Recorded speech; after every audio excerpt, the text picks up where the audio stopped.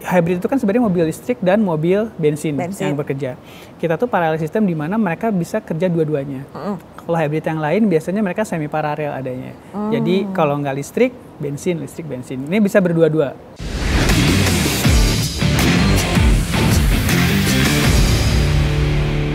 Berbicara customer, nah ini di sebelah Tante Siska sebagai salah satu customer setia. Sudah mulai beralih ke mobil hybrid, Tante? Sudah, kebetulan ada Yaris Cross ya yang kita sudah coba juga. Nah, perbedaannya boleh dong Tante sharing dari yang tradisional ataupun konvensional, terus Tante beralih ke hybrid, perbedaannya yang benar-benar dirasakan apa sih Tante? Oke, sebenarnya tidak beralih 100% ya, karena di rumah juga masih ada Innova yang diesel, jadinya memang kita mencoba untuk mobil hybrid. Yang paling kita rasakan perbedaannya adalah irit sekali. Irit sekali, bahkan kemarin kita sempat coba itu bisa 1 dibanding 33 ke atas. Irit sekali, irit sekali. Oh, nyetirnya bagus. Bukan kendaraannya justru. Kendaraan juga, tapi memang kalau hybrid itu lebih cocok apabila menyetirnya juga kita eco driving ya. Eco driving, betul. Kebetulan kalau di Innova Community sendiri kita sudah menerapkan eco driving dulunya sebelum ada hybrid, sekarang ditambah dengan hybrid. Itu kita sehari-hari jadinya kayak seperti lifestyle ya. Jadi kita sudah eco driving dan ternyata mobil hybridnya Toyota benar-benar irit sih. Oke. Tapi kalau misalkan sempat dibahas tadi sama Mas Ogi, kalau di Jakarta ini kan untuk charging stationnya memang sudah banyak. Tapi kalau komunitas pasti kan sering mengadakan touring. Nah, pada saat touring apa kendalanya? Apakah charging stationnya ini sudah cukup berada di titik-titik yang krusial atau bagaimana, Tante? Kalau saya sih kebetulan kemarin Lebaran juga merasakan mudik ke Jogja gitu ya. Kalau untuk mobil hybrid sebenarnya kan kita tidak membutuhkan untuk charging, kecuali untuk mobil-mobil yang listrik. Nah, kalau untuk mobil listrik, kendala yang dialami oleh member kami yang sudah menggunakan mobil listrik itu adalah waktu ngecas, karena waktu ngecas itu mungkin kalau di sini memang banyak seperti Mas Ogi tadi bilang, kalau di daerah itu akan sangat-sangat ini ya, jadi kayak rebutan gitu loh Mbak, kayak rebutan. Bahkan misalnya karena kan istilahnya untuk dealer maupun bengkel resminya Toyota kan di mana-mana ada ya. Itu saya lihat juga antriannya nggak cuma mobil Toyota, tapi mobil-mobil yang lain juga ngantri di situ. Memang kendalanya di situ sih Mbak. Kendalanya memang di situ ya Tante ya. Tapi Tante ini boleh tarik mundur ke belakang. Tante sendiri ini join di komunitas ini udah dari tahun berapa sih Tante? Kalau untuk di Innova Community sendiri saya sudah berarti 17 tahun ya, karena dari 2008. Innova Community sendiri berdiri 19 tahun yang lalu, kita lahir di 2006. Oke. Pertanyaan saya selanjutnya adalah kenapa Tante memilih Innova? Kalau itu banyak yang tanya ya, kenapa memilih Innova sih? Kebetulan kalau Innova itu saya menggunakannya sudah sejak tahun 2006 karena kebutuhan ya. Karena kebutuhan waktu itu kebetulan saya pekerjaannya di bidang kontraktor. Jadinya sering membawa barang. Waktu itu kita membutuhkan barang, di mana kalau untuk proyek yang di tengah-tengah kota gini kan tidak bisa mobil pickup atau mobil yang terbuka untuk untuk masuk. Jadi untuk barang-barang yang kecil saya masukkan ke Innova, dan Innova itu salah satu-satunya mobil yang bisa membawa besi 3 meter masuk ke dalam.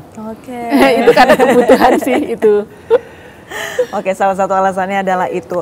Tapi sekarang Toyota berkembang begitu.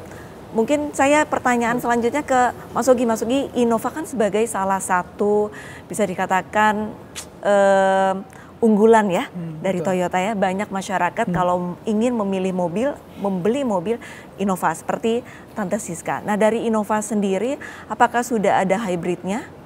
Sudah ada. Nah, keunggulannya banyak yang tahu lah keunggulan Innova yang konvensional seperti apa. Nah, kalau Innova yang hybrid ini keunggulannya apa? Sebenarnya gini, dari hybrid Toyota sendiri, jadi Toyota Hybrid System itu kita udah develop pertama kali di dunia. Jadi kita mengembangkan mobil hybrid itu di tahun 90 awal. Dan kita launching pertama kali mobil hybrid itu tahun 97 dengan Prius. yang akhirnya diadaptasi di beberapa mobil Toyota di Indonesia termasuk dengan Innova. Jadi Innova Zenix itu kemarin kita sudah launching dengan hybrid. Bedanya hybrid Toyota dengan yang lainnya termasuk ada di Zenix adalah yang pertama kita punya parallel system. Apa itu? Jadi hybrid itu kan sebenarnya mobil listrik dan mobil bensin yang bekerja. Kita tuh parallel system di mana mereka bisa kerja dua-duanya. Kalau hybrid yang lain biasanya mereka semi paralel adanya. Jadi kalau nggak listrik, bensin. Ini bisa berdua-dua. Dua-duanya bisa. Cara kerjanya mereka dengan power split device. Jadi kita punya seamless paralel yang bisa men-switch antara butuh mobil listrik atau mesin listrik atau mesin bensin sih ini ketika nanti misalnya kita merayap ketika macet gitu ya, mungkin menggunakan mobil, dia akan membaca ini menggunakan mobil listrik aja. Jadi langsung jadi dia akan seamless, nggak kerasa ini mobil listrik atau mobil bensin yang jalan ya gitu ya. Itu mungkin nggak akan kerasa. Kenapa? Karena kita punya power split device ini sebenarnya. Nah, dia akan membaca kebutuhan kita termasuk kenapa tadi saya bilang mobilnya berarti caranya ini bagus nih. Dia biasanya akan membaca nih kalau mobilnya memang lagi butuh untuk cepat gitu ya, atau nggak orangnya serampangan, dia biasanya pakai mobil mesin bensin. Gitu. Ketika nanti mobilnya butuh lagi irit nih gitu ya, kita harus mobilnya tidak terlalu agresif nyetirnya. Nah, dia akan membaca mobil switch ke mobil listrik gitu. Jadi antara masih dua ini ditentukan oleh kebutuhan cara drivernya nyetir itu sendiri. Oke, berarti ada smart systemnya tersendiri. Betul. Jadi di sini kenapa sebenarnya secara teknologi kadang saya tadi lihat nih ada pengguna mobil itu hybrid itu ada yang merasa mobil saya nih irit banget. Ada yang saya memang powernya yang saya cari gitu. Jadi saya butuhnya apakah memang butuh ke irit atau butuh ke power. Itu bisa disesuaikan dengan caranya mendarat, kebutuhannya seperti apa. Kira-kira gitu. Terus Innova Zenix ini sebenarnya ngomongin soal Innova ya, ngomongin soal Kijang lah ya dari pertama ya. Kijang kita kan memang sudah hampir setengah abad ya. Jadi dia di tahun 77 muncul itu karena kebutuhannya dulu Presiden Soeharto saat itu membutuhkan mobil untuk petani. Jadi kita buatlah mobil pick up waktu itu yang sangat sederhana, murah. Nah, ini dinamakan Kijang. Tapi pada perkembangannya di tahun 80-an, mobil Kijang ini banyak dipakai untuk mobil keluarga. Nah, kita selalu baca nih kebutuhan customer seperti apa. Pada saat itu kita buatlah mobilnya jadi mobil keluarga. Sampai saat ini mobil Kijang ini sudah jadi Innova, sudah jadi Zenix, selalu kita melihat kebutuhan dari masyarakat Indonesia seperti apa. Mobil Kijang ini salah satu mobil yang pertama didevelop sesuai dengan kebutuhan orang Indonesia. Developernya luar Indonesia, diproduksi di Indonesia, TKDN-nya 80% sekarang, 87% ya, jadi hampir semua dibuat di Indonesia parts-nya. Jadi sekarang mobil jadi kebanggaan orang Indonesia sendiri. Jadi kenapa membeli Kijang Innova itu parts-nya ada di sini karena lokal, production-nya di sini, bengkel sudah punya banyak parts kita, mekanik juga sangat kenal dengan Kijang gitu. Jadi ini pilihan yang sangat emosional dan fungsional menurut saya. Plus teknologinya sekarang juga ada teknologi hybrid dan juga diproduksi di Indonesia artinya memajukan ekonomi Indonesia. Ada yang disebut dengan penyerapan tenaga kerja di kita, developmentnya juga di kita.